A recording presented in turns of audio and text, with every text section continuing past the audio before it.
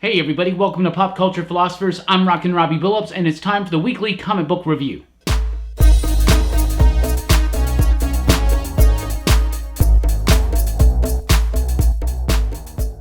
That's right, everybody. Welcome to Pop Culture Philosophers. I'm Rockin' Robbie Billups, and this is the weekly comic book review. It's the show where I read a lot of comic books, and I'll let you know what I thought about them. And first of all, happy Halloween. I hope everybody has a great Halloween. It's always fun when Halloween happens to fall on New Comic Book Day. We get lots of spooky treats, and we got some today. Some very exciting comic books. I will warn you, though, my comic shop did not get Fearscape number 2. I don't know why.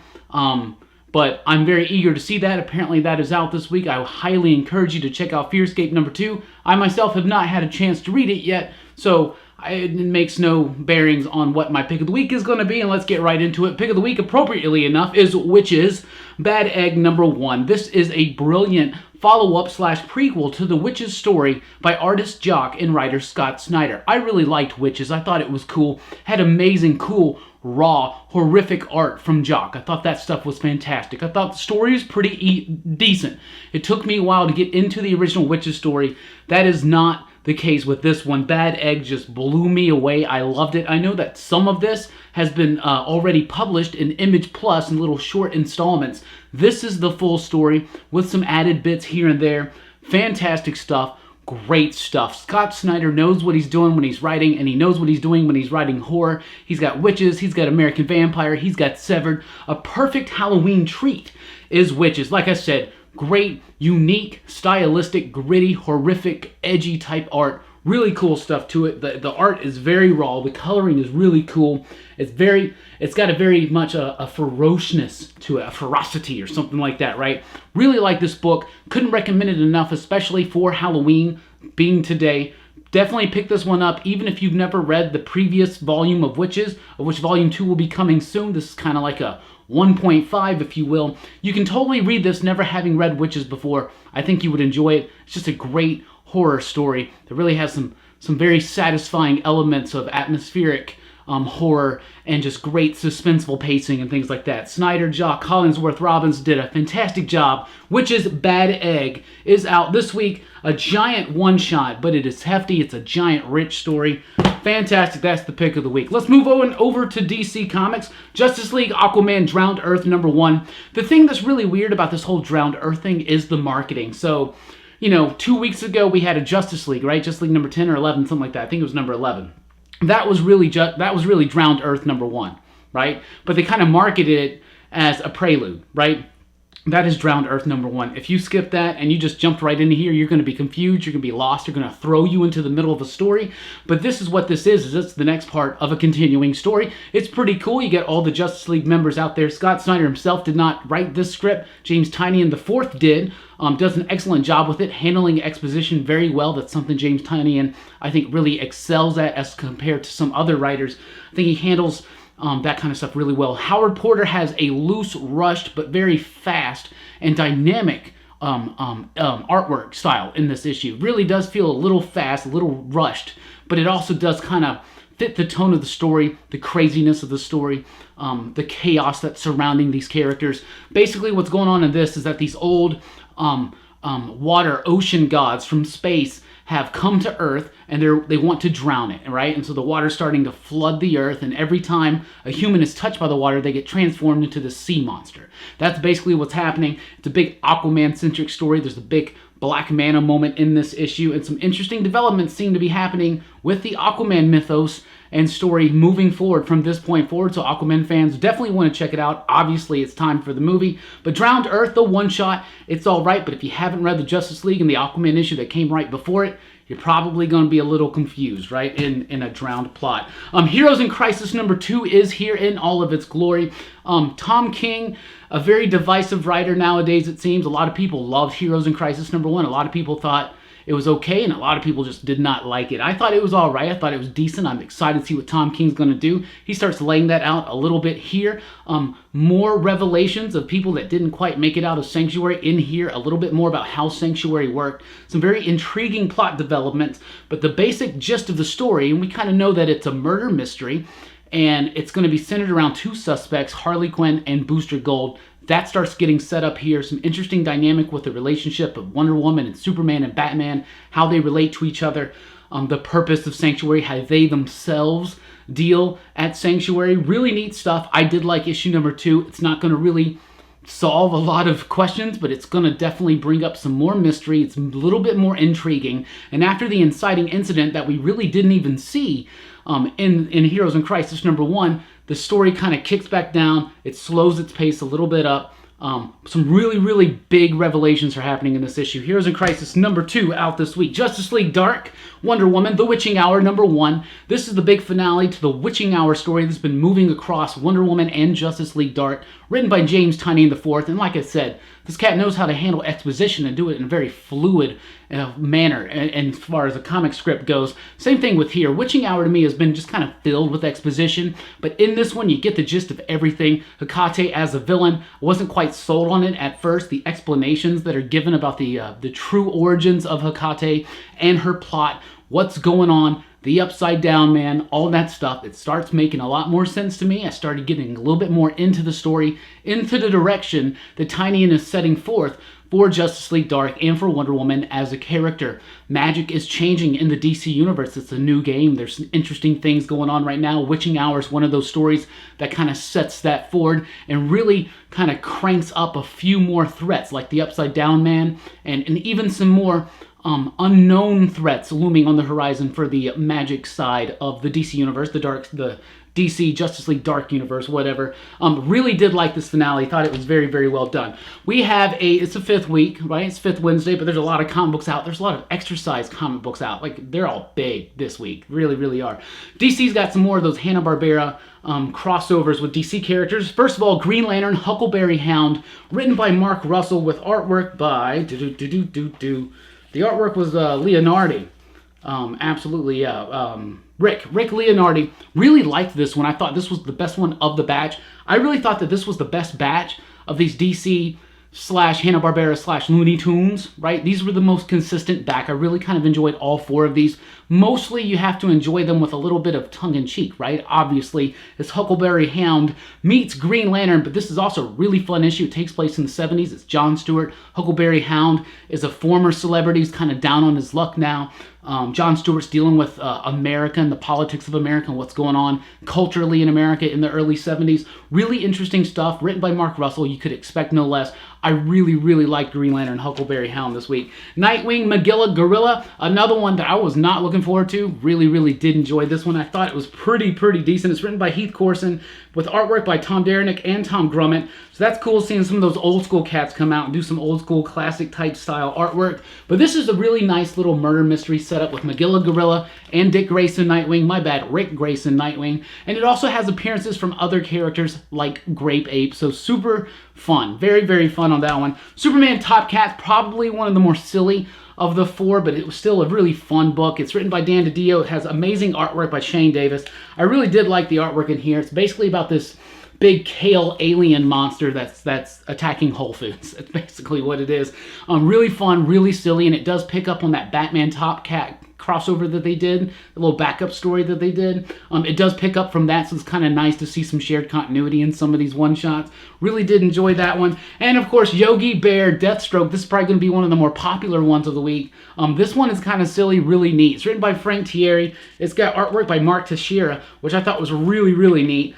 Do like the artwork. I do like this take on Yogi Bear, how he interacts with Deathstroke. This one is just like the Superman Top Cat one, is a little bit more silly. They're all silly, right? But they're all fun. They're all unique. They have a nice, fun, festive flavor to them. Yogi Bear, drawn as an actual bear, is something that was very exhilarating, and nothing changes about the character, but it's really cool stuff. And this is also a backup story by J.M. DeMatteis with the Secret Squirrel. Kind of spins out of a backup story they've been doing for Secret Squirrel for that character over at Scooby Apocalypse. Haven't been reading that one. I do like the Secret Squirrel character in cartoons when I was a kid, so the the backup stories on those were pretty interesting. We have a Batman Secret Files out this week. It's got the foil cover, the final foil cover of October and probably the year for DC. These foil covers have been really, really neat.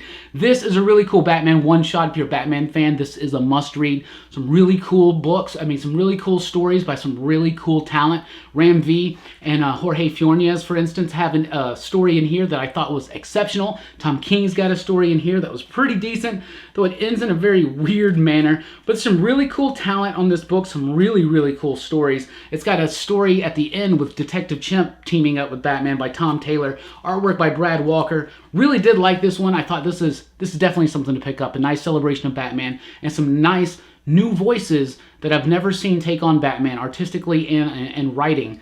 Fantastic stuff. I thought it was really, really good. And can you believe it? Doom Patrol is here.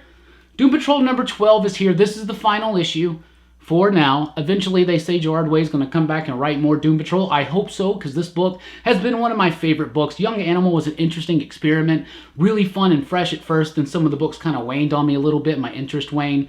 Just didn't really kind of quite grab onto me. Doom Patrol never let go, though. This book, no matter how many months it happened in between, like in this one, in a crazy amount, between 11 and 12, this book is still fun. This is Lucius and his family going through the Demonscape. It's got a D&D flair to it, as you can tell by the cover. Really cool little one-shot story, a nice little coda to the run that's going to not return soon enough, because this has been one of my absolute favorite comic books. It's been imaginative, it's been crazy, it's been out there, insane stuff. Nick Darrington did provide the layouts, but Jeremy Lambert came in to finish off the artwork. Really good, though. It works, it's different, it's fun, it's unique, it's got a nice fresh flavor to it. And is it still Bonvillain on the artwork? Yeah.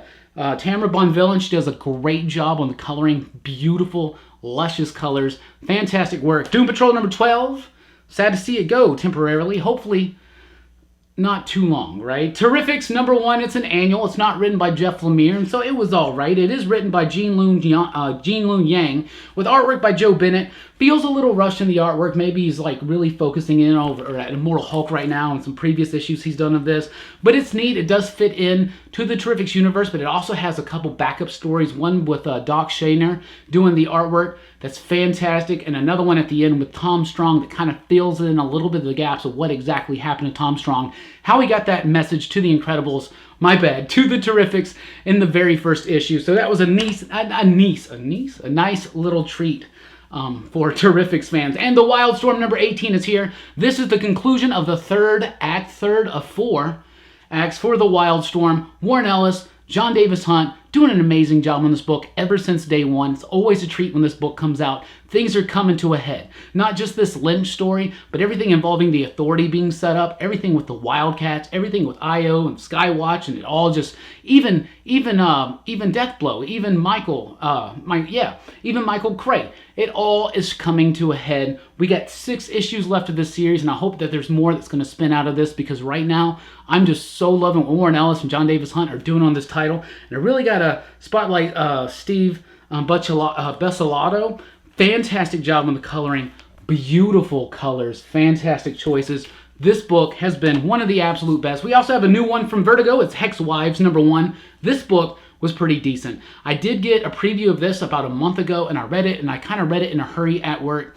Didn't really feel it. Didn't really vibe with it. Felt it was a little disjointed. When I read it tonight, no problem at all. Fantastic book. Really did like it. Really cool idea. Basically, it's about this coven of witches, and this group of men have been trying to kill them for hundreds of years. They're immortal, right? And they're witches. And so as time progresses, now we're in the modern day, and finally, somebody in this group of men has found a spell where they can basically subjugate these women. They forget that they're witches. Now they just think that they're housewives in suburban America. Really interesting. Really cool take on the subject. Really did like the commentary that was provided in this book. Really cool artwork, very clean, really fun stuff. Ben Blacker, Mirka Andolfo, and Marisa Lewis. Fantastic stuff. I thought Hex Wives was a really strong debut. Vertigo is continuing this trend of strong debuts right now. I'm very excited for some of the upcoming books that we have yet to see. For instance, American Carnage coming soon from Brian Hill. From Marvel Comics, we got a new Spider-Geddon book. I almost said Spider-Verse. It's Vault of Spiders number 1. And this is basically just a collection of short stories about different Spider-Men and women across the multiverse, right? This is really cool, though, because it's got a story about an Old West Peter Parker. Really cool Cool artwork, a really cool story, really, really fun. And then it's got the Spider-Man from the Japanese live-action series that has the big robot. That was really fun. Some interesting ideas, some interesting takes, not just on the character of Spider-Man, but on comic books themselves. Some interesting new takes on how to approach comic book storytelling and things like that. Really cool, unique and experimental issue that I liked a lot. Another Spider-Geddon book, Spider-Force #1, written by Christopher Priest, so that's exciting. And it feels like a Christopher Priest book. It's kind of fun. It's kind of got that flair of maybe the old school Quantum and Woody type stuff. Really did like this one. It definitely focuses mostly on Kane. So Kane fans, you definitely want to check this out. But a couple new characters that I'm not familiar with. Spider-Kid, and there's another one that shows up towards the end. Spider-Woman's in here. This is fun. Spider-Geddon so far has been a fun event, and everything that's kind of spun out of it has been fun as well. And when you're going to do something like Spider-Geddon, I think having fun with it is probably the most important thing. It's not really, it doesn't feel like the highest of stakes of stories or anything like that, but it's an interesting take on all these different versions of Spider-Man and Spider-Woman and Spider-whatevers. And so far, I'm really liking it. Spider-Force #1, a pretty decent tie-in. XMen Black concludes with a focus on Emma Frost. I almost said Emma Gray for some reason. That weird. Emma Frost, her one-shot here. These one-shots have been kind of fun. This one is no exception. Leah Williams doing the writing. Chris Bacalo on the Bacalo on the penciling. Really great job illustrating this book. This one was cool as well. I didn't think any of these XMen Black books were going to be good, but they've all kind of refocused and reset a character, a villainous character on a new path or a new old path in the Marvel Universe. Really like the spotlight here on Emma Frost. A really good story involving her trying to take out the Hellfire Club with the X-Men's help. Really did like it. XMen Black, cool. And it's also got the finale of that Apocalypse story that Nadler and Thompson been doing, and I really did like the end of that. It is hot in here right now for me. Avengers Halloween Special #1. This is kind of interesting. I've never really seen Avengers or Marvel do many things like this. It's a Halloween special focusing on the Avengers. It's all right. It's nothing to write home to mom about or anything like that. But they're nice little horror stories. Some of them are a little silly. Some of them kind of happen quick and don't really have enough time to have the story resonance that they should. But one of them in particular is a Captain America and Iron Man story that's a tribute to John Carpenter's The Thing. And that was really, really exciting to me. And there's one at the end that's kind of got a Phantom of the Opera type vibe. So a really fun little Halloween lighthearted bit focusing on some Marvel characters. So I've got a Fantastic Four story in there with Doctor Doom. It's kind of slightly chilling maybe at parts. There's a new What If. I think this is the final of this current batch of What If books. It's What If Magic has become the Sorcerer Supreme, and this was probably the best one out of all of them. It is written by Leah Williams, who wrote the Emma Frost special for this week. The artist is Felipe Andrade, with Chris O'Halloran doing the coloring. Anytime you see O'Halloran's name on the book, you know it's going to have beautiful, exceptional color choices. Really love the coloring here, love the layouts, love the artwork. Really impressed with this book. It feels like a What If book without feeling too much like a classic What If book. It doesn't really have like super dark turns or anything like that, but it just tells a nice little simple story. What if magic was trained by Doctor Strange? And it's a really neat little almost light, hopeful type story, but it does have some twists and turns. Beautiful, luscious artwork highlights what if magic became Sorcerer Supreme. Black Panther #5 is out this week. I've thought that this book has been really fun. It's Black Panther in space. It's set in the future. We think that this is these characters are just analogs to like T'Challa and the others from the current present day Marvel. I think we're finding out some different things, that maybe this is a little bit more in part and essential to current Marvel continuity than we initially thought. That being said, I'm loving this book. Daniel Cunha's artwork is cool. Ta-Nehisi Coates really kind of nails it with the script. It's very dense. There's a lot going on, lots of nice dialogue, lots of nice narrative going through, a nice pace to it. Coates really kind of steps up his game in this issue as a scripter. Thought it was fantastic. Black Panther #5 from Marvel Comics. Another #5 from Marvel Comics is Tony Stark Iron Man. This is a big spotlight on Arno Stark, Tony Stark's brother. We know him better as the Iron Man of 2020, which is quickly approaching 2020 is, so that you got to bring back Arno Stark. This has been set up for a while, and it looks like Dan Slott's going to be paying this off. We got Ron Lim doing the artwork. It's interesting. It doesn't super feel old school, but it's very fresh still, even for Ron Lim, so that's a nice little treat for classic fans. Ultimately, though, this story was all right. It's interesting to see what's going to happen with Arno going on in this title. This title's been okay. It's got a nice classic Iron Man feel, bringing back some old school Iron Man villains. This twist with Arno, I'm really intrigued by it. I want to see what happens, because that Amazing Spider-Man annual that had Iron Man 2020, who didn't like those gears on that Iron Man suit. Multiple Man, number 5, is the final issue of this miniseries that has been fun, exhilarating, boisterous, and just confusing as all hell. This was a super confusing conclusion, but it was also a very satisfying conclusion. Lots of chaos, beautiful artwork. Andy McDonald, by the way, has just done a fantastic job in here, assisted by Bon Villain on the art, on the coloring.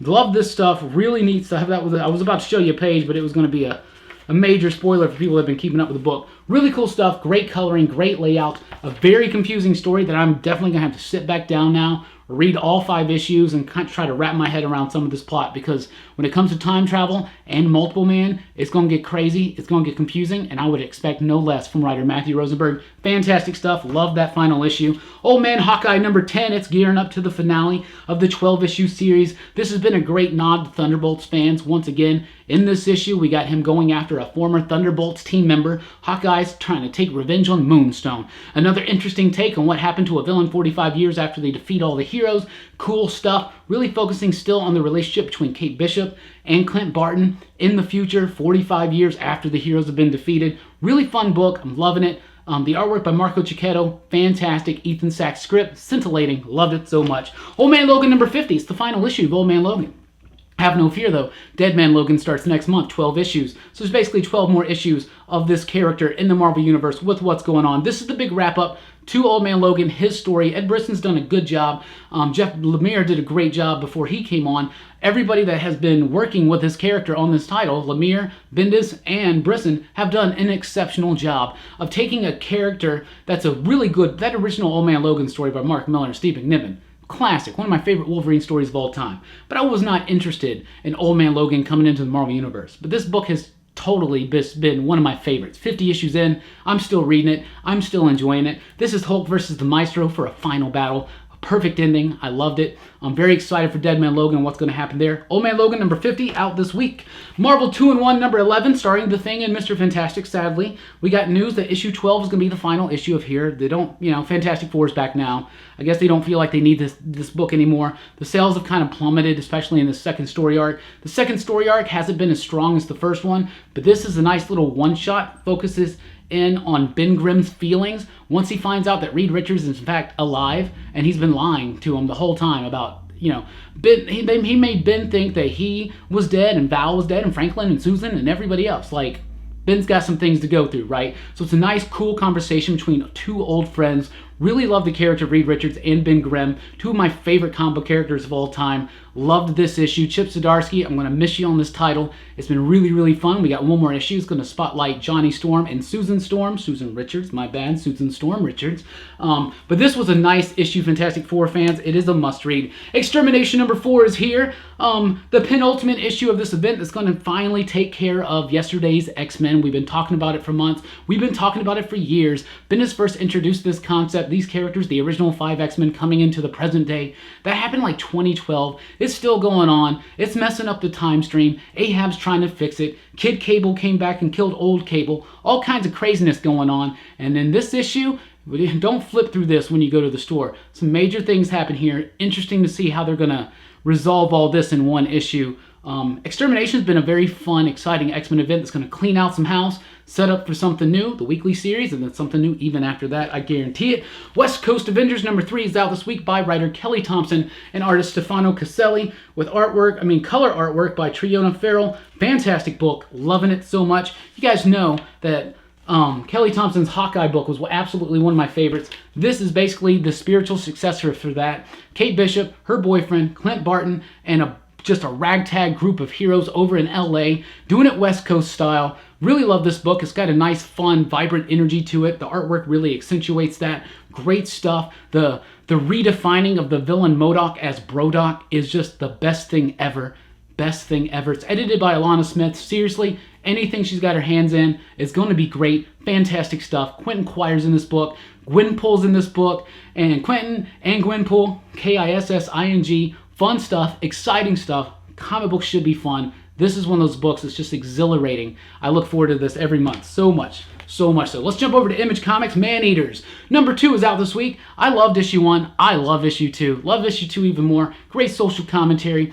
Great story. Great script. Great, unique, experimental storytelling techniques that I absolutely love and adore. I love the analogy about this is a book about the way society can't seem to deal with the fact that women have periods, right? And so the fear of it, the taint of it, and things like that, right? And just society's impression of that. So in this story, if a woman hits her period, there's a chance that she could very well turn into a werecat and start killing men. That's really crazy, really fun, cool idea, but it's also wrapped up in the social commentary, but it's also wrapped up in this very fun, charming, exhilarating, nicely, briskly paced story that's got beautiful artwork that I absolutely just adore. The artist is Kate Nimzik and Rachel Rosenberg on the coloring. Fantastic stuff. Man-Eaters #2, my seal of approval. Also from Image Comics this week, we got Ice Cream Man #8. This wraps up the second story arc. This is a very exciting, chilling issue. Doesn't really focus on one story whatsoever, but it does have a nice little narrative thread all throughout it. This book has been unsettling. This book has been different. This book has been unique. I'm loving it. W. Maxwell Prince is the writer. Martin Morazzo is the artist, and the coloring is by Chris O'Halloran. Fantastic stuff. This book just blows me away. Never know what's coming. Nothing expected. Creepy, cool horror anthology centered around this weird suburban town that's kind of haunted by this ice cream man. That's super creepy. And this issue, Emergencies, focusing on these ambulance drivers. Like, it's so unsettling. This whole town, it's getting spotlighted. It feels like the mystery is deepening. It feels like we're getting somewhere. This book will return in January, and I can't wait because that book has been fun and is something that really is really good on a reread. Absolutely. And finally, let's talk about Nancy Drew #5. This is the final issue of this attempt to reboot and relaunch Nancy Drew. Kelly Thompson's responsible for this, and it's fantastic. Jen St. Onge is the artist. It's fantastic. They worked over at Jim and the Hologram over at IDW. Loved that book. It really is what got me into Kelly Thompson's work and St. Onge's work. Loved this book. Loved it so much. Never read Hardy Boys or Nancy Drew growing up. And now I just love these characters. I really want to see them come back. There's a nice little setup at the end for these characters to come back. I would love for them to come back with Kelly Thompson writing that story. Great book. Nancy Drew was fantastic. So that's what I read this week. Like I said, I did not get Fearscape #2 this week, so I'm sure that one's going to be really good. So if you get a chance to get that, I highly recommend that one as well. Ice Cream Man and Wytches. Great for the Halloween horror holiday. Don't sleep on that Batman one-shot this week. These DC Hanna-Barberas, they're fun. Wildstorm wrapping up its third arc. Doom Patrol wrapping up its first run with Gerard Way. Drowned Earth starting, kind of. Witching Hour ending. And Wytches, just like I said, the pick of the week. Love this one so much. That's what I thought about what I read. I want to know what you thought about what you read, what you're excited for. Let me know in the comments down below. Thank you guys so much for checking out the video. Please do join us over at popculturephilosophers.com for podcasts, blogs, and a whole lot more. I've been Rockin' Robbie Billups. Thanks for watching the video. I've already said that. Thanks for rocking with us. Keep on reading.